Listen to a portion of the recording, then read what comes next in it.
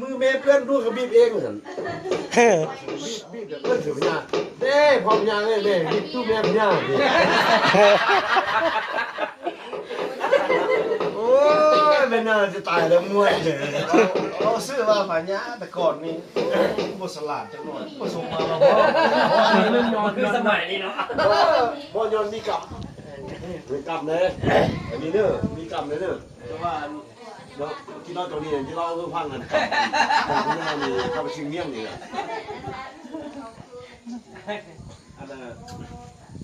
อันนี้ก็พ่อโดนไปหน่อยมีพ่อเดี๋ยวบ้านนี้เนี่ยมันเขาเราลงเรือที่ไปท่านดูนะบ้านนี้คอเรือเราเทิงกับโบเรือคอเรือพญากับโบเรือคอเรือเจ้าหัวกับโบเรือนะบ้านนี้แม่อันเท่านี้ก็เป็นจำเป็นกระย่างลงเลยดอกน้ำลง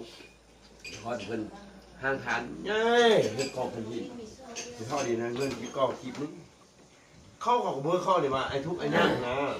ที่เข้าเนี่ยพัฒนามาทุกทีนึงเพื่อไปถึงไปเฮ็ดกับเราถึงบอกผู้ที่สองเฮ็ดกับพญาผู้ที่สามเฮ็ดกับเจ้าหัวนะเดี๋ยวโค้เขามีลูกนั้นไม่เท่านี่ก็เป็นก้อนนี่ดิบปั๊บไปเป็นปิ้วไปเทือกกองหักก้นเลยประเดี๋ยวอันกองกันที่เขาหักเลยจากหักกองนะวันนี้ไม่เท่านี่ก็เป็นอยู่ไปวันนี้มีลูกเนาะแล้วมีเกิดออกมาไอ้นึงไอ้กระปาแล้วเป็นแปะเทิงเจ้าหัวไอ้ถวยเดี๋ยวไปเทิงนำกับเราเทิงวันนี้อันชิงเมียงเลยไปเทิงกับพญานะไปทำเบี้ยนนะเรื่องตัวนี้เรายาวสุดเลยเรื่องชิงเมียงชุดแล้ววันนี้ยังอันไอ้กระปาไปนี่ไปเฮ็ดกับเจ้าหัวเม็ดไอ้กระปามันตัวไอ้ถวยนี่ไอ้กับเราเทิงไอ้ถวยนี่มันไม่ได้ทำยากนะเนี่ย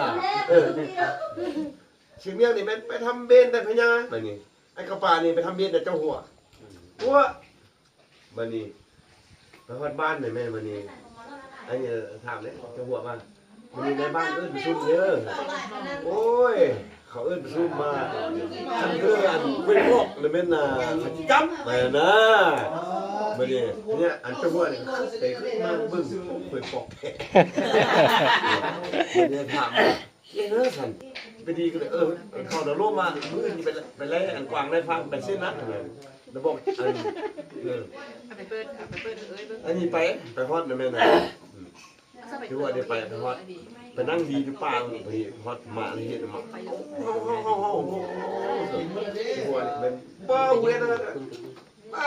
แซ่สบายจัวบันเตอร์กระปอกจัวบันเตอร์กระปอกไม่ปอกเดียวเดี๋ยวก็เลยขอจะไปได้พานจะซื้อทำเองไปอยู่ได้ระยะหนึ่งวันนี้ตัวโอ้จะหัวบันเตอร์กันพักคนก้อมเป็นคนที่มันตีเจ้าหัววันเนื้อมาเดี๋ยวนี้ที่พานเนื้อแต่เป็นตัวเจ้าหัววันเนื้อตัวบันเตอร์ตัววันเนื้อเพื่อข้าวผมส่งคนเจ้าหัวมันถูกบอลลงไปเจอเดียวกันรู้ซะแบบสิบตัวเจอเดียวกับมันตีเลยคนแต่คนของเราตัวเดียวใครว่ามันนี่สิ่งเรื่องอันไอ้กระปาเนี่ยว่าเต้นต่อเต้นทำเนียนยาซ้อยพาจกโจ้หัวโล้นต่อกันหัวตีเดียวอย่างนั้นนะมันนี่คือนี่หูเดียวมากำเวียนนะมันนี่เป็นเรื่องไอ้ถ้วยมันนี่ไอ้ถ้วยในเฮ็ดกับเราถึงไอ้ถ้วยนี่นะโอ้ยเห็นเรื่องเอ็น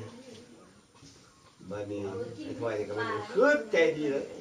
เชื่อของเราถึงดีสุดมันนี่ก็เป็นอยู่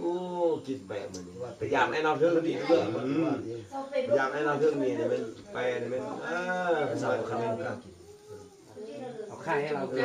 ค่าไก่ค่ายังเนี่ยไม่น่ากินตีนไก่ได้ถ้วยนึงกินไก่จักตัวแต่ว่าล้อมจริงๆนะไข่มีแล้วเราเรื่องนี้ก็ล้อมจริงๆมีไข่แล้วนะกินยาวมันนี่ปฏิสนธิคั่วมันนี่คนคั่วเนี่ยเอาไม่เชี่ยวหันไม่เชี่ยวเรารู้หันเชี่ยวหัน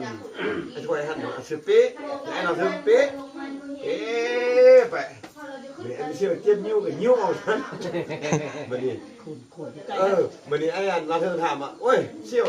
อันเรื่องว่านำบอกเอ้ยเกี่ยวเราว่าโง่เหรอนะบอกมาชิมเบิ้งเหรอนะ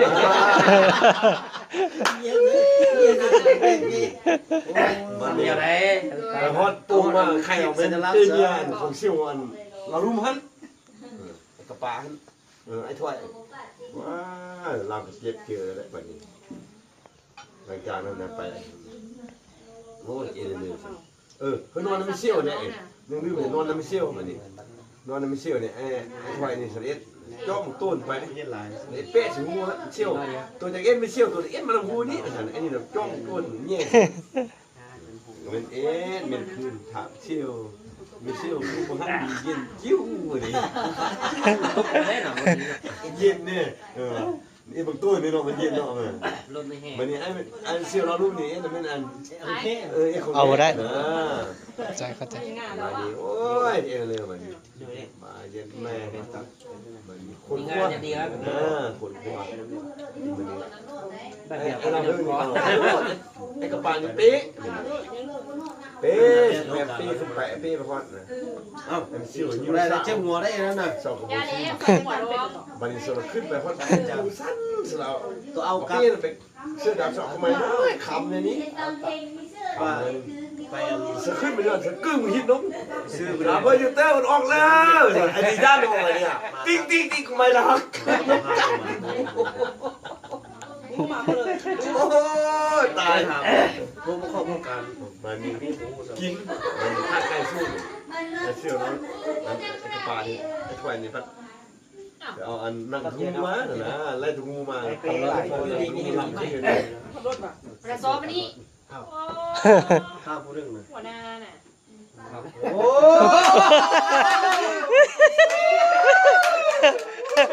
หัวหน้าเต็มเลย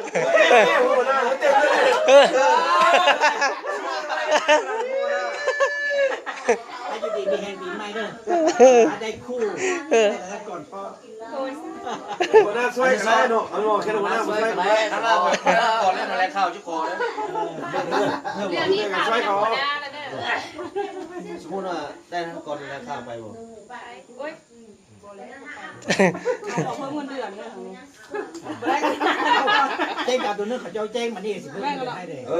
ข้าหมูมันอยู่เหมือนกันมันอยู่สถานเราจะไปการเรื่องเราไปเขาว่า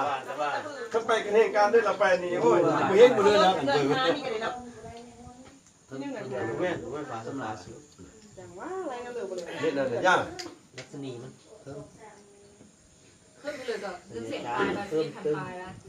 เพิ่มเหมือนเดิม เงินเดือนเขาเดือนสี่ได้เลยที เป็นผ่าน โอ้ย ได้แล้ว เขาเมื่อวานนี่คนไปถามเขาก็ว่าเขากดกินเมือดแล้วเขายังไม่ เดี๋ยว รู้ ร้านวันที่10วันที่10 ร้าน1แสน ว่า ก่อนวันที่15ก่อนบุญปีใหม่ คนมีเงินจ่ายเนี่ยเดี๋ยวยังใครเอามาพวกไว้ทำบ้านไปเลยคนละที่จันบ้านจันพอเมื่อกันจังหวะเดียวพอมีอันกินเหล้ากินเบียร์ก่อนนะเบิ้งแอพี่ออกมอจะว่างของพี่ผู้ลองไปกดเบิ้งคันออกเลยหาที่เห็น แต่เขาอยู่เสือหน้ากันเงินโทรมาว่าเจ้าไปได้เงินเดือนวะเขาเจ้าจะให้เห็นมาได้ไหมเดี๋ยวจะให้เดี๋ยวจะพักแล้วนะวันที่10ได้เลยเขา ว่า โอนก่อนเขายังมี ได้สิมันพลาด วันที่10เก็บ มันหลายเติมไปแล้วก็ดี ได้เลยมองเลย ซุกได้ไม่ได้มันซุก โอนเข้าธนาคารนะ โอ้หัวหน้ามานี่แหละจิลุมยังมีเบียกลมยังมีเดี๋ยวนี้เฮายังคิดอยู่ว่าเป็นอันบินยาบ่หรือว่าอันอุปกรณ์ต่างๆนะ